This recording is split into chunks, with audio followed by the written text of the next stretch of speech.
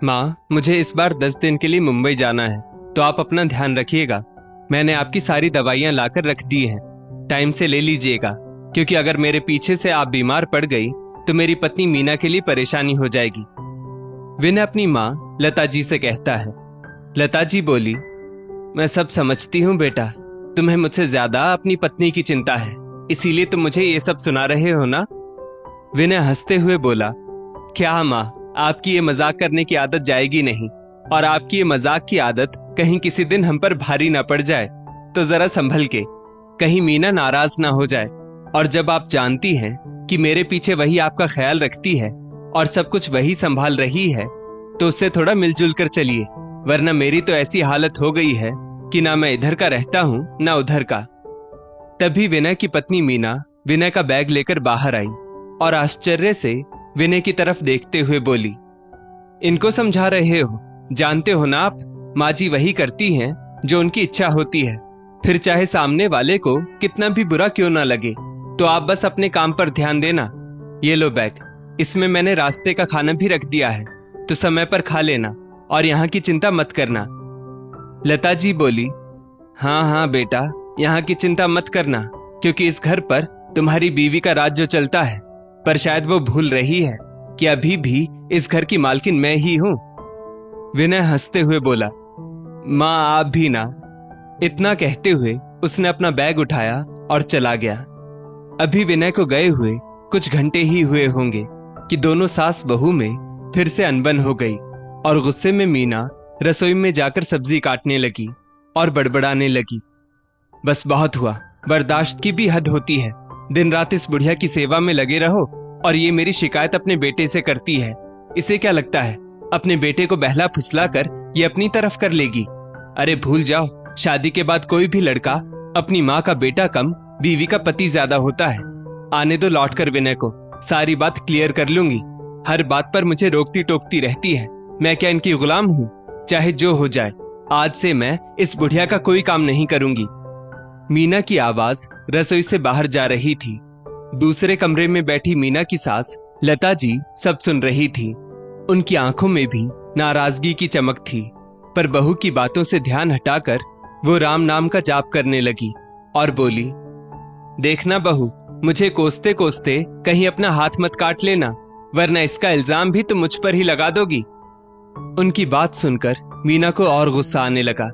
उसके हाथ सब्जी काटने में इतने तेज चल रहे थे कि मानो उस गुस्से का असर चाकू पर भी हो रहा हो, और वो फिर गुस्से में बोली, दिन रात बस हर वक्त बकबक करती रहती है, काम की ना काज की, दुश्मन अनाज की। कितना भी कर लो, इनकी नजर में मेरी किसी बात की कोई कद्र ही नहीं है।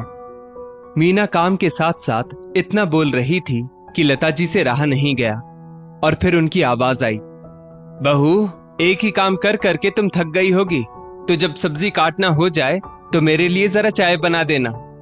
ये सुनकर मीना का गुस्सा और भी बढ़ गया। उसकी आंखों में इतनी नफरत थी कि ना जाने वो क्या कर बैठी, पर उसने खुद को संभाला और तंज कसते हुए बोली, हाँ हाँ माँ जी, क्यों नहीं, आखिर मेरे पास काम ही क्या रहता है, पूरे दिन घर में बैठी जो रहती हूँ, और ऐसे में अब आपके लिए चाय नहीं बनाऊंगी तो मेरा काम पूरा कैसे होगा? तो अभी लाती हूँ। बहू के ताने सुनकर लता जी बोली, बहू, तुम तो ऐसे कह रही हो जैसे हमारे घर में 10-15 लोग हैं।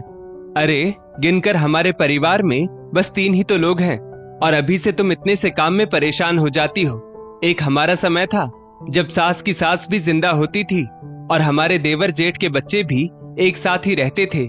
सोचो हम सबके लिए कितना मुश्किल होता था, फिर भी हम औरतें मुस्कुराकर काम किया करती थी, पर आजकल का तो जमाना ही कुछ और है। मीना ने जवाब दिया, हाँ, घर में काम ही क्या है? तो लता जी बोली, मेरा बेटा विनय इतनी बड़ी कंपनी में काम करता है और वो तो अक्सर नौकरी के सिलसिले में दौरे पर बाहर ही रहता है।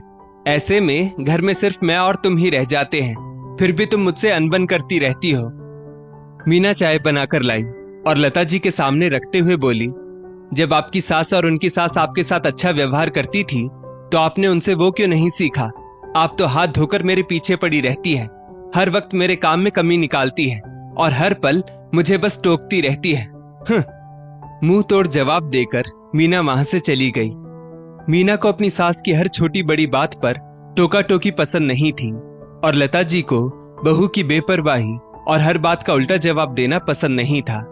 उन दोनों के बीच का ये तनाव ऐसा था जो बढ़ता ही जा रहा था। करीब करीब 10-12 दिनों के बाद जब विनय बाहर से लौट कर आया तो मीना ने बैठकर लता जी की खूब सारी शिकायत की। विनय चुपचाप हाँ हूं में जवाब देता रहा तो मीना बोली, तुमने मेरी बात सुनी भी कि नहीं? विनय बोला, हाँ हाँ सुन ही तो रहा हूं। मीना बोली, क्या खाक सुन रहे हो? बस हाँ हूं में जवाब दे रहे हो। अपनी माँ से कुछ कहते क्यों नहीं? मैं क्या कल की आई हुई नई बहू हूं जो वो मुझे हर बात पर टोकती रहती हैं? विनय बोला, मीना अगर तुम ना रहो तो ना जाने मेरे घर का क्या होगा। मैं जानता हूं तुम इतनी समझदार हो, फिर मैं माँ से क्या ही कहूं। माँ तो ज्यादा पढ़ी लिखी भी नहीं है। अब ऐसे में अगर मैं तुमसे उम्मीद नहीं करूंगा तो किससे करूंगा? बोलो। पति के मुंह से अपनी तारीफ सुनकर मीना का गुस्सा थोड़ा कम हुआ। मीना के चेहरे को देखकर विनय ने थोड़ी राहत की सांस ली और बोला, मैं जानता हूं कि माँ और तुम्हारे बीच इस तरह की नोकझोंक होती रहती है और तुम उसे बड़ी समझदारी से संभाल भी लोगी। मीना खुश हुए जा रही थी तो विनय ने धीरे से कहा, मैं क्या मूर्ख हूं जो जानबूझकर तुम दोनों के बीच में बोलूंगा? मीना बोली, क्या कहा आपने? विनय बोला, कुछ भी नहीं, मैं तो ये कह रहा था मुझे सब पता है, पर तुम ये क्यों नहीं समझती कि तुम दोनों ही मेरे लिए महत्वपूर्ण हो और मैं नहीं चाहता कि तुम्हारी नाराजगी मेरे लिए समस्या बन जाए, तो अपने तरीके से इसे सुलझा लो ना। इतना कहकर विनय वहां से उठकर टीवी देखने चला गया। दरअसल विनय के जाने के 2 दिन बाद ही लता जी ने मीना को किसी बात पर टोक दिया था। तब से मीना नाराज थी और उस नाराजगी का असर उसके हर काम में झलक रहा था। तभी लता जी मीना के कमरे में आई और बोली, अरे बहू, विनय कितने दिनों बाद घर आया है, चलो ना हम सब साथ बैठकर चाय पीते हैं। तुम्हारे हाथों की चाय की तो बात ही कुछ और है। इतना कहते हुए लता जी बेटे के पास जाने लगी। लता जी की बात सुनकर मीना का मुंह खुला का खुला रह गया और वो बोलने लगी, देखो तो इस बुढ़िया को कितने रंग बदलती है। कल तो इतना उल्टा सीधा बोल रही थी और आज बड़ी मीठी मीठी बात कर रही है। हाँ भाई, अब तो मीठा बोलेगी ही, बेटा जो घर आ गया है। मीना ने लता जी को सुनाते हुए कहा, चाय तो मैं शुरू से ही अच्छी बनाती हूँ, पर वो अलग बात है कि मेरे हाथों की चाय आपको अच्छी बहुत कम लगती है। और हाँ, शायद आपको याद भी है कि आपने इन 10 से 12 दिनों में मुझसे क्या क्या कहा था। लता जी कुछ पल के लिए रुकी, फिर शांत स्वर में बोली, बहू, मुझे तो याद नहीं कि मैंने कल तक क्या कहा था, लेकिन जो भी कहा होगा तेरे भले के लिए ही कहा होगा ना। और बहू, मैं तो जो कुछ भी कहती हूँ तुझे अपना समझकर ही तो कहती हूँ। क्यों बेटा विनय, मैं सही कह रही हूं ना? विनय धीरे से बोला, माँ, मुझे क्यों इन सब में फंसाती हो? आप जानो और आपकी बहू जाने। इतना कहकर वो टीवी देखने लगा तो लता जी बोली, जानती हो बहू, सब कहते हैं कि तुम मेरी बहू हो, पर लगता नहीं कि तुम मेरी बहू हो। मीना के कान खड़े हो गए।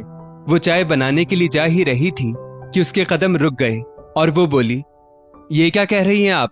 हे भगवान, सुना आपने? अब आपकी मां मुझे बहू मानने से भी इनकार कर रही है। क्या इतने साल जो मैंने इस घर की और आप लोगों की सेवा की वो बिल्कुल बेकार था? विनय मां की तरफ मुखातिब हुआ और बोला, मां, ये क्या कह रही हो?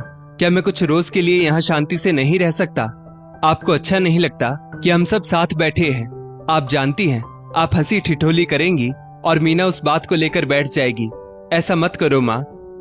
बेटे का परेशान चेहरा देखकर लता जी के चेहरे पर मुस्कुराहट थी, मानो बचपन का कोई खेल वो अपने बेटे बहू के साथ खेलना चाहती थी।